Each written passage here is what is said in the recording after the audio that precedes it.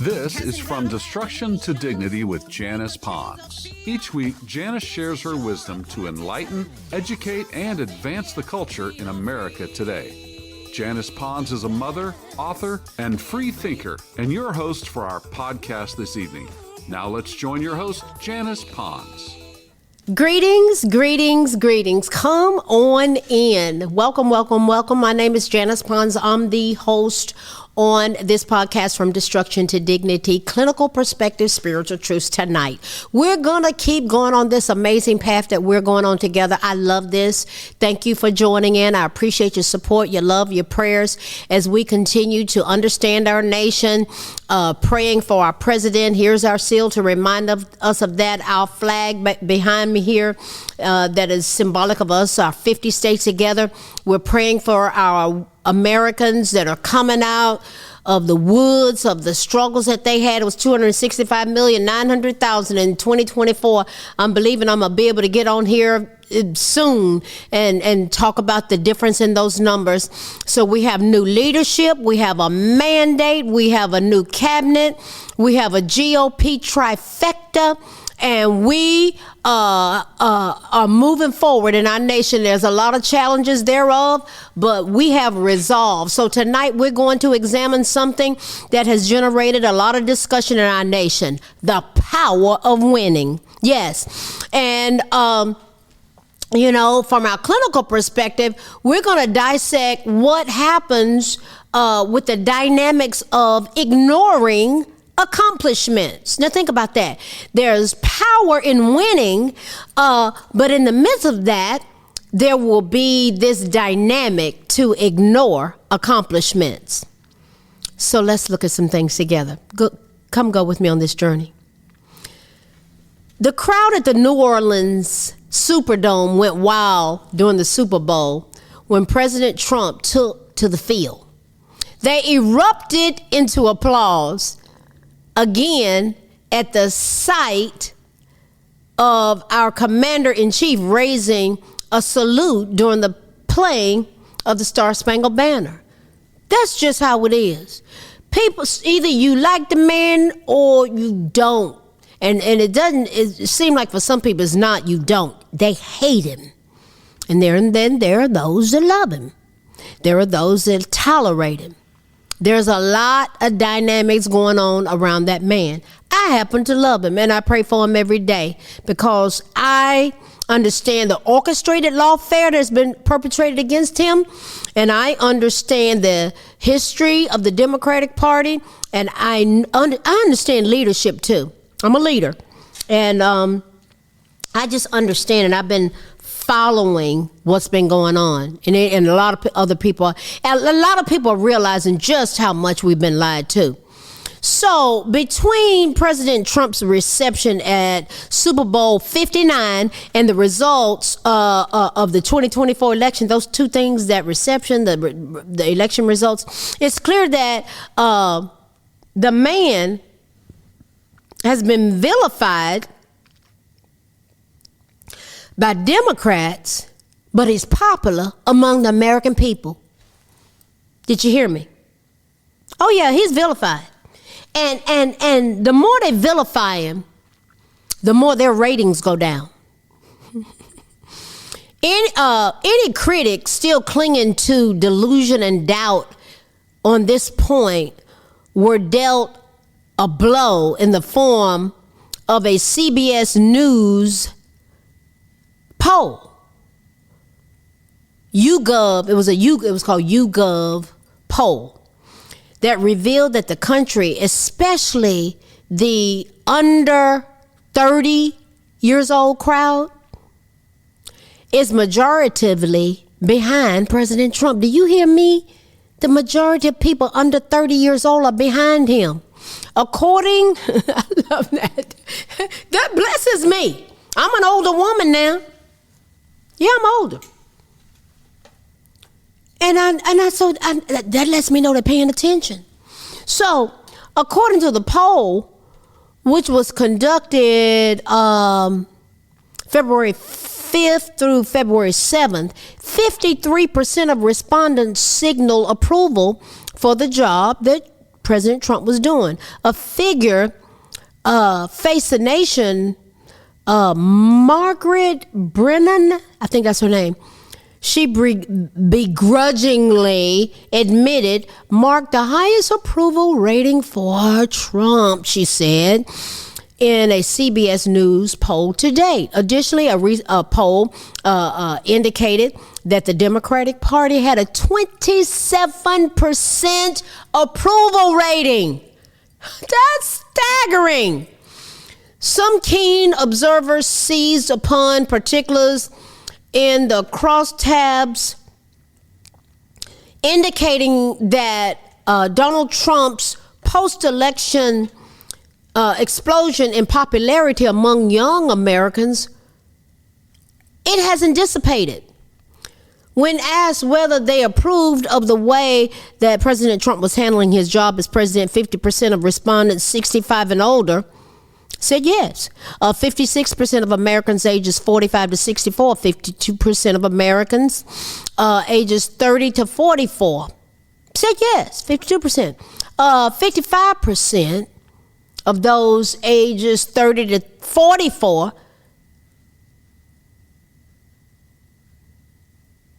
said they approve.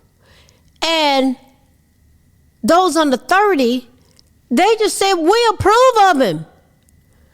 The reality is his high approval rating among members of those under 30 caught the eye of a CNN politics reporter who said, this is what he said, CNN.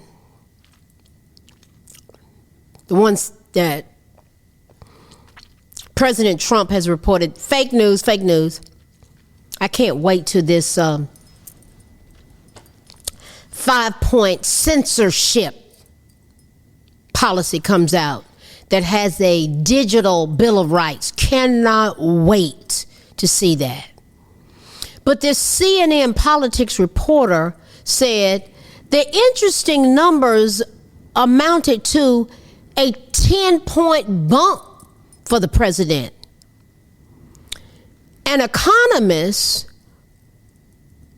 YouGov poll conducted, that was last year, right after the election, found that 57% of respondents ages 18 to 29 said they had a favorable view of President Trump, a result that Newsweek indicated mark a week-over-week net favorability increase of 19 points for Donald Trump among members of that age cohort.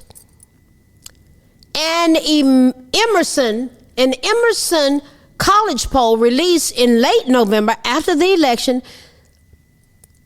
had similar results. 55% of voters under 30, they liked him.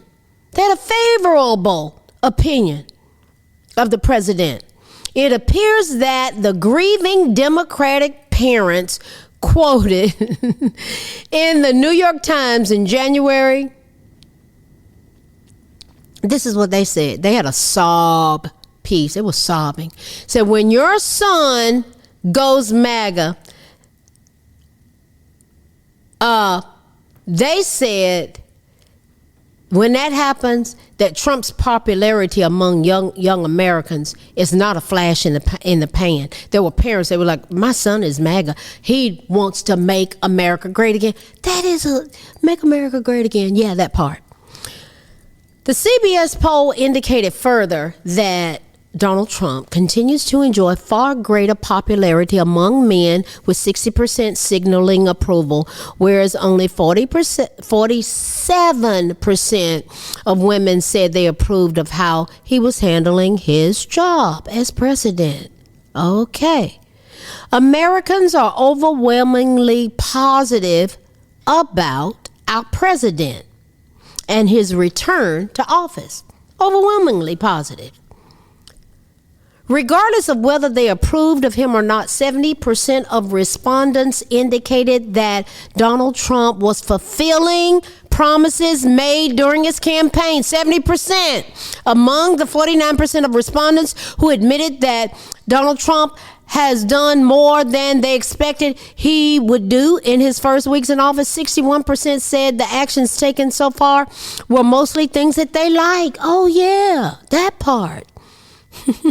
To the likely embarrassment of those Democrats still licking their wounds after humiliating defeats back in November, 69% of respondents described Donald Trump as tough.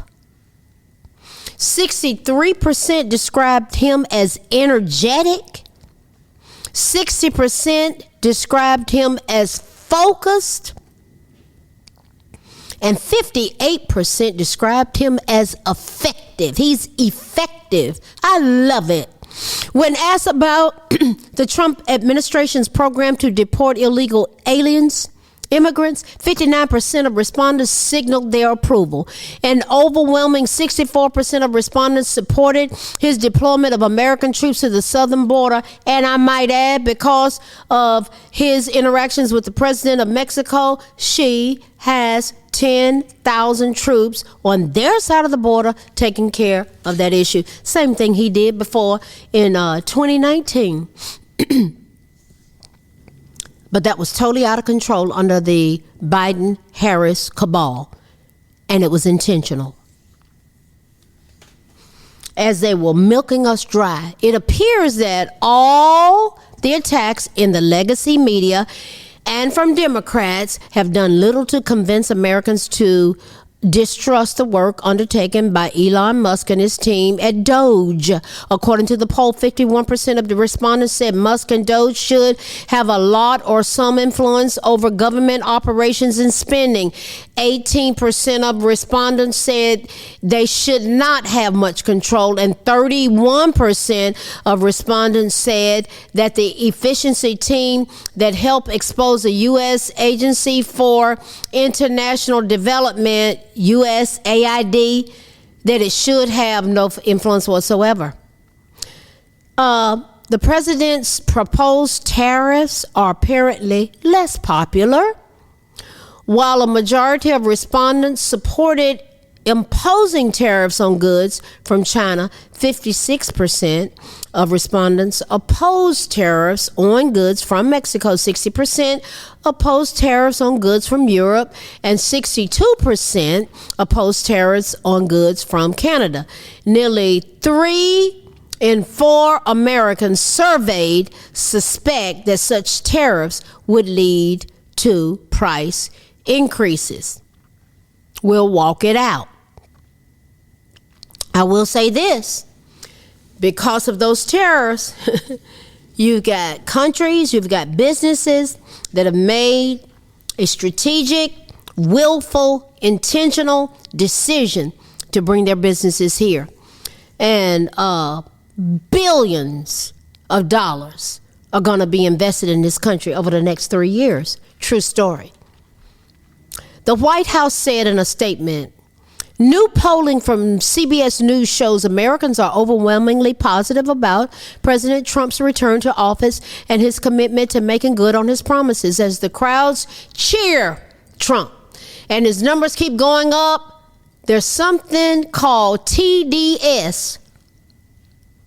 It's called Trump Derangement Syndrome. It comes across as a syndrome. And it's serious. They are agonizing.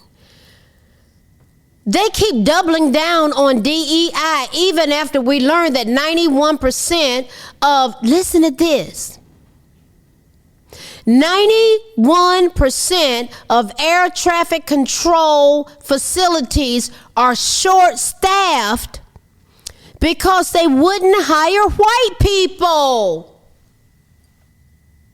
Wow. Are they...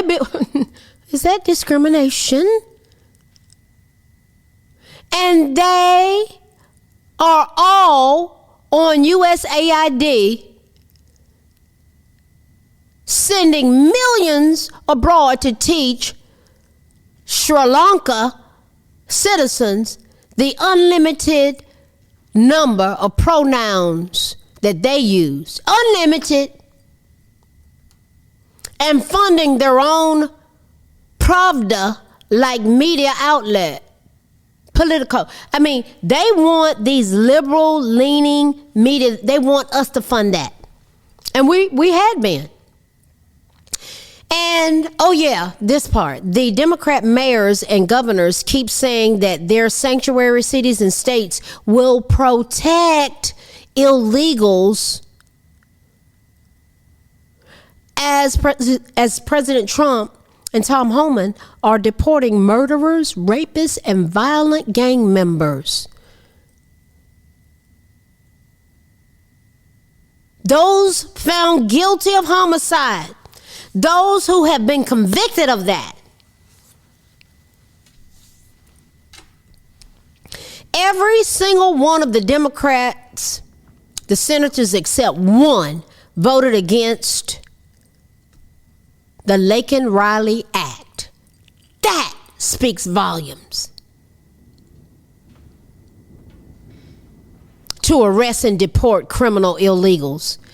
Just these facts should tell every American to never vote for a Democrat again. This is why they lost. As they hate not only Trump, but they hate you and me to the point that they don't want us to be protected. They are getting voted out. Their approval rating is in the pits. Oh, yeah. A lot more 45 and up old-time Democrats will support President Trump, with Kash Patel being confirmed now. And the President's Department of Justice, FBI, and DOJ releasing evidence of massive government corruption and waste to the public. Listen, those are the 45 and up. We got history in the nation. We remember certain things. I do.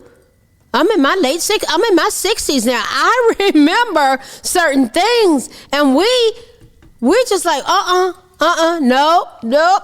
We got a country to save. Most right-wing conspiracy theories will be verified to be facts. Most Americans will learn the truth despite mainstream media cover-ups through the president's press conferences. That little press secretary, she is awesome. We're going to learn the truth. And other social media influencers. We're researching. We do not look at the mainstream media. We have platforms now. Mine grew 1,200% last year in terms of my podcast. And that there's analytics that showed that. Because I went and studied. I said, how did that happen? It's downloads, it's numbers, it's listening audience. Praise God. I'm grateful. Thank you. The truth will become so obvious that even Democrats and never Trumpers with brain fog will have to admit they have been duped in participating in the destruction of America as we know it. We can't wait. It's long overdue. We welcome you. Come on over here with us. We'll love on you. We'll talk with you. We'll support you. Listen, as of March 17th of this year, 2025, you can say whatever you want to say about President Trump, but that man is getting the job done. The accomplishments are contributing to the safety of we the people in our nation. He made 20 promises during his campaign that I have pinned on my Facebook page, Janice Ponds, Ponds, Janice Ponds, Ponds, and every single one of them has been addressed. All of them. He came out the gate running on the day of his inauguration. Obviously, he had been proactive, had things in action. And when he stepped out there and took that oath and was inaugurated, he came out swinging. we have to give credit where it's due. Obviously, he had been strategically lining things up to that day. I wonder how many of my fellow Americans can be intellectually honest enough to say that this man is working hard to keep us safe. It was so beautiful to read these words that he said to the president of El Salvador when he took those gang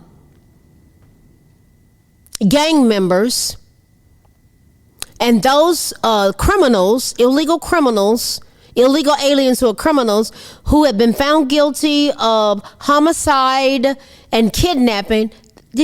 Go look that up. Those prisoners being processed going back into El Salvador. And this is what he said. He said, thank you to the president of El Salvador in particular. He said, thank you for your understanding of this horrible situation, which was allowed to happen to the United States because of incompetent Democrat leadership. We will not forget.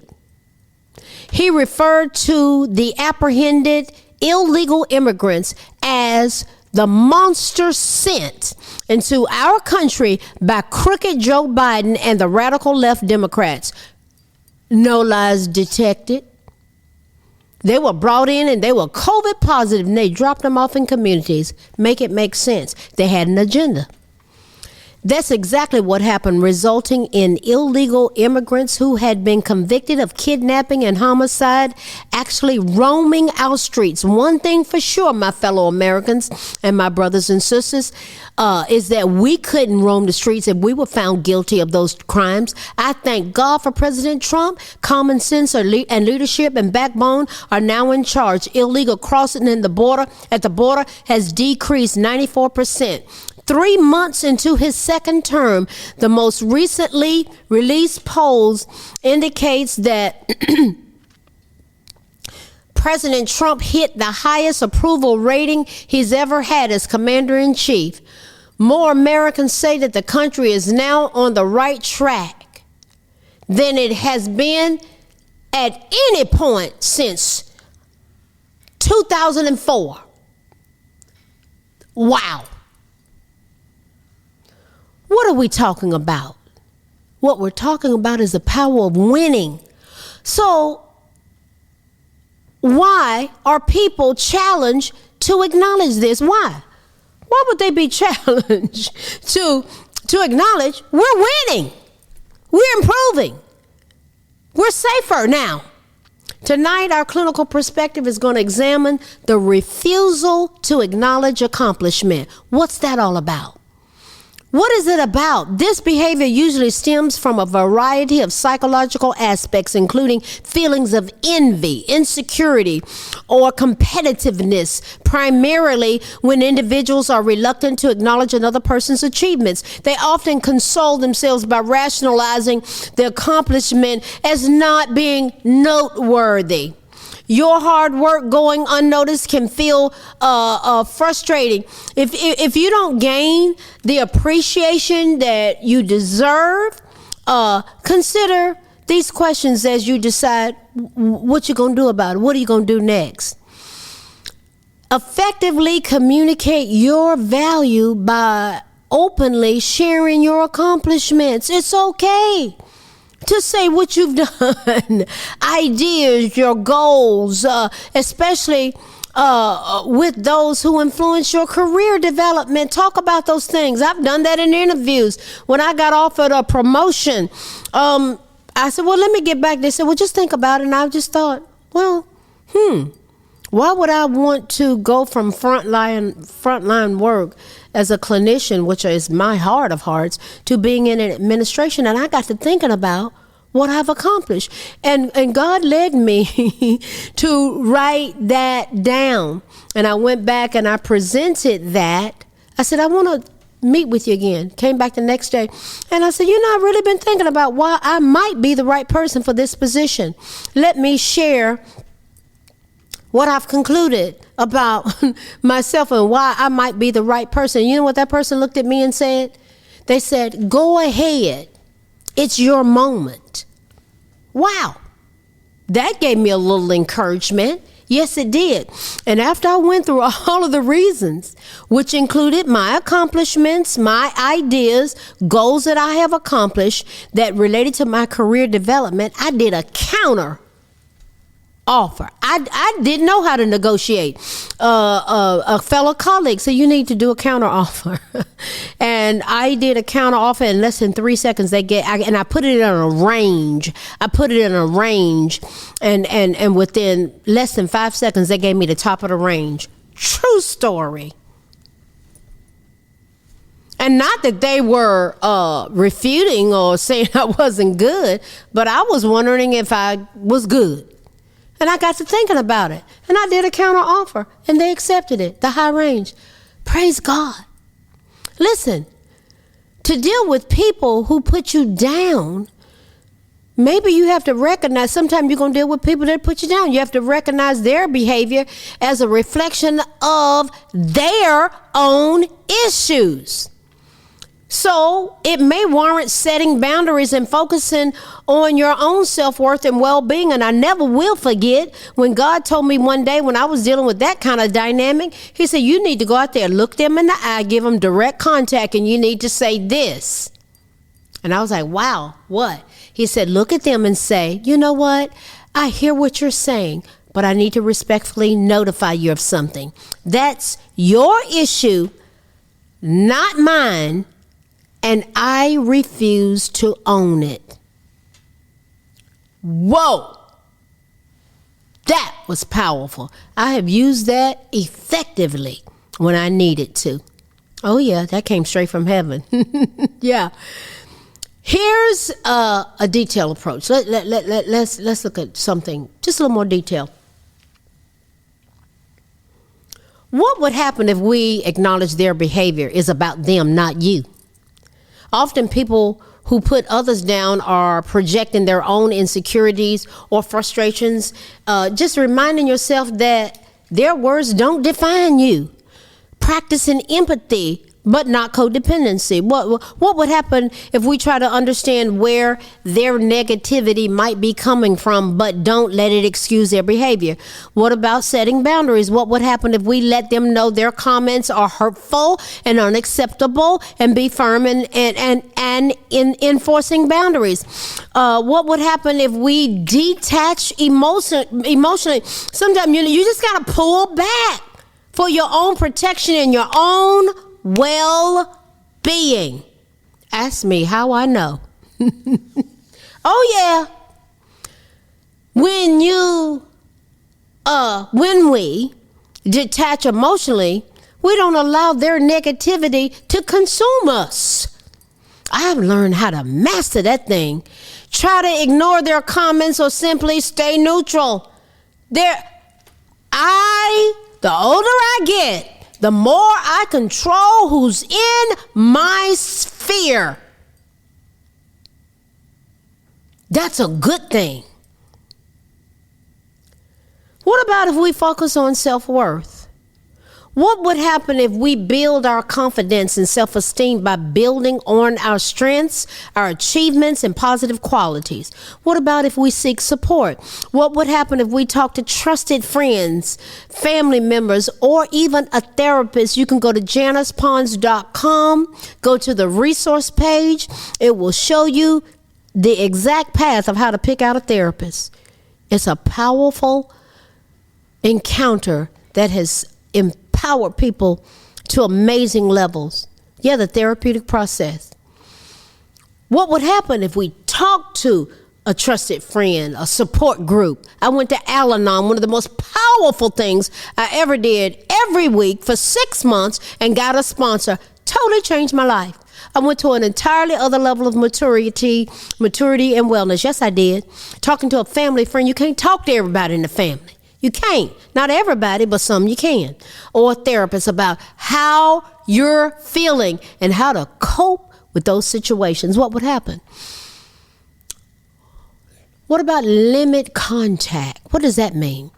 If possible, if people are in a toxic flow, What would happen if we minimize or avoid interactions with people who consistently put us down? Sometimes you have to get in a therapeutic process to help you navigate these pathways. Sometimes we get frozen, we get stuck. Ask me how I know. I've been on that end before where I was, and I learned how to get unstuck, and I'm a master at helping other people get unstuck, and I encourage people to pursue that path for their own selves. Yes. What about practicing self-care? What would happen if we engage in activities that bring us joy and help us relax and recharge? Remember, words really don't matter in the long run. What would happen if someone would try to let go of the negative emotions and focus on moving forward? Listen, what have we looked at tonight? We've looked at the power of winning. And from a clinical perspective, what's involved with people ignoring accomplishments? Listen, is it okay to pat yourself on the back?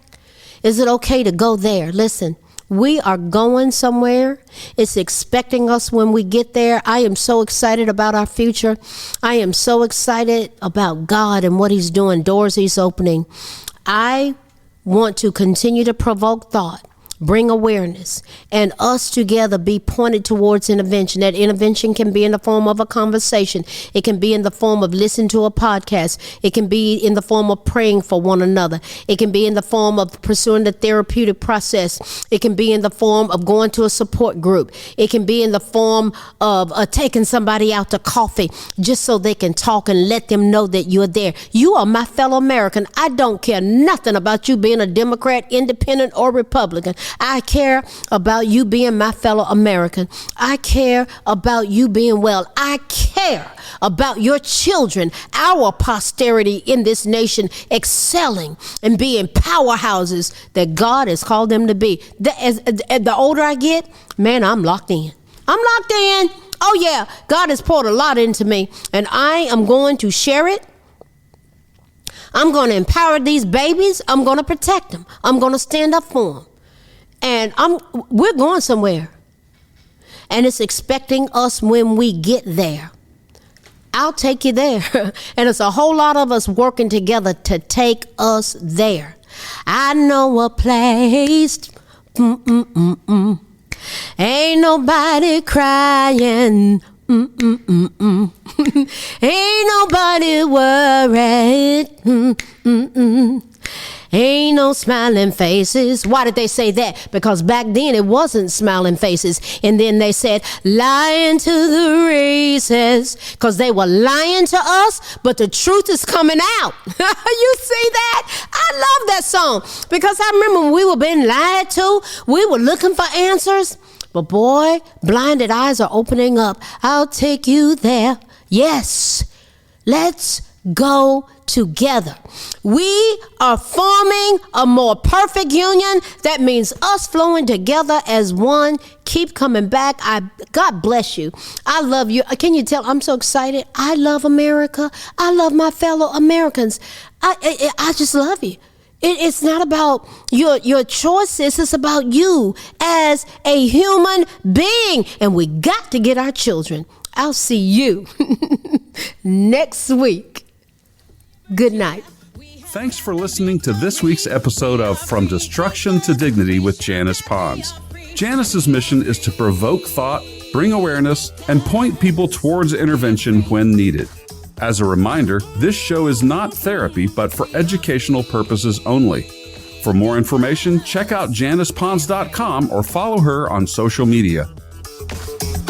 We are one power, strength is ours, liberty, been set free, education, affirmation, dedication, information, revelation.